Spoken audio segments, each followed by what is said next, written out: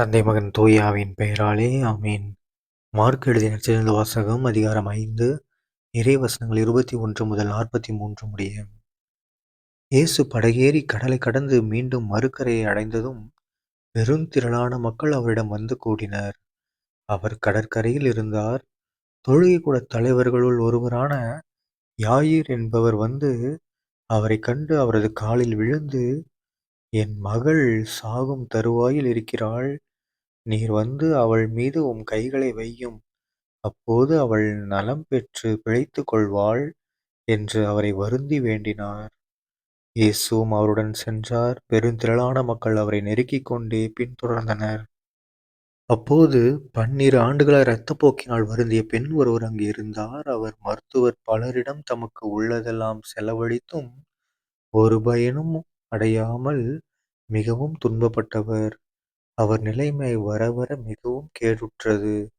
அவர் இயேசுவை பற்றி கேள்விப்பட்டு மக்கள் கூட்டத்துக்கிடையில் அவருக்கு பின்னால் வந்து அவரது மேலுடையை தொட்டார். ஏனெனில், நான் அவருடைய ஆடையை தொட்டாலே நலம் பெறுவேன் என்று அப்பெண் எண்ணிக்கொண்டார். தொட்ட உடனே அவருடைய இரத்தப்போக்கு நின்று போயிற்று. அவரும் தம் நோய் நீங்கி நலம் பெற்றதை தம் உடலில் உணர்ந்தார்.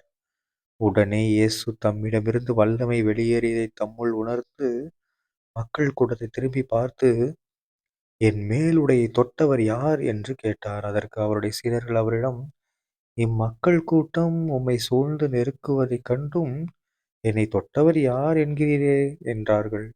ஆனால் அவர் தம் மேலுடையை தொட்டவரை காணும்படி சுற்றிலும் திரும்பி பார்த்து கொண்டிருந்தார். அப்போது அப்பெண் தமக்கு நேர்ந்ததை அறிந்தவராய் அஞ்சி நடுங்கிக் கொண்டு அவர் முன் வந்து விழுந்து நிகழ்ந்தது அனைத்தையும் அவரிடம் சொன்னார். இயேசு அவரிடம், மகளே, உனது நம்பிக்கை உன்னை குணமாக்கிற்று. அமைதியுடன் போ. நீ நோய் நீங்கி நலமாயிரு என்றார்.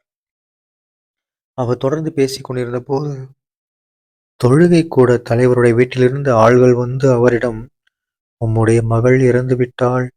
போதகரை ஏன் இன்னும் தொந்தரவு செய்கிறீர் என்றார்கள். அவர்கள் சொன்னது இயேசுவின் காதில் விழுந்ததும் அவர் தொழுகை கூட தலைவரிடம், அஞ்சாதீர், நம்பிக்கையை மட்டும் விடாதீர் என்று கூறினார். அவர் பேதுரு, யாக்கோபு, யாக்கோபின் சகோதரரான யோவான் ஆகியோரை தவிர வேறொருவரையும் தம்முடன் வரவிடவில்லை. அவர்கள் தொழுகை கூட தலைவரின் வீட்டுக்கு சென்றார்கள்.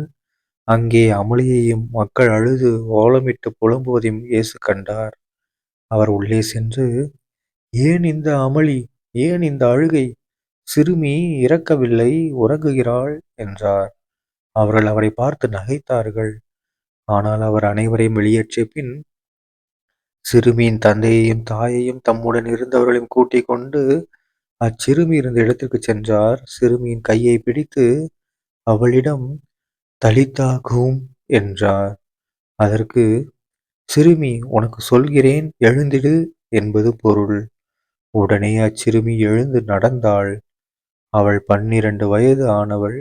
மக்கள் பெரிதும் மலைத்து போய் மெய்மறந்து நின்றார்கள்.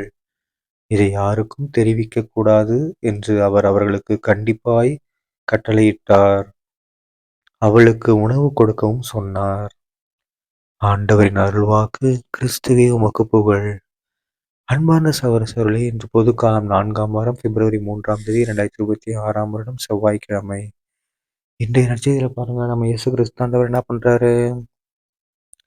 2 அற்புதங்களை பண்றாரு. அதுவும் பாருங்க, ஒரு அற்புதம் பிளான் பண்ணி பண்ணது, இன்னொரு அற்புதம் பிளானே இல்லாம நடந்த அற்புதம். ஸோ இது இந்த நற்செய்தி நிறைய நம்பிக்கையாளர்களுக்கும் சரி, மற்ற மதத்தை சார்ந்தவர்களுக்கும் சரி, இதுவரைக்கும் நம்பிக்கை இல்லாதவங்களுக்கும் சரி, மிகப்பெரிய ஒரு உத்தியோகமா இருக்கும். அதாவது உத்வேகமா இருக்கும். ஓகேங்களா? ஏன்னா ஏசப்போட பிளான் என்ன? அந்த சிறுமியை காப்பாற்றணும். ஆனா போற வழியில ஒரு பெண்ணு அவ்வளோ நம்பிக்கை இருந்திருந்தா, அவருடைய மேலாடையின் ஓரத்தை தொட்டா போதும்னு சொல்லி தொட்டு தானாகவே அந்த இயேசு கிறிஸ்துவோட வல்லமையை பெற்றுக்கொள்கிறாள். ஸோ நாமளும் என்ன பண்ணலாம்? ஏசப்பா கிட்ட ரொம்ப வேண்டணும் அப்படின்னா கண்டிப்பா நமக்கும் ஏசப்பா நமக்கு எல்லா வரங்களையும் கொடுப்பாரு. சரிங்களா? தந்தை மகன் தூயாவின் பெயராலே ஆமீன். இயேசுவுக்கே புகழ். இயேசு நன்றி. மரியே வாழ்க. இயேசுவின் ரத்தம் ஜெயம். அல்லேலூயா. Praise the Lord.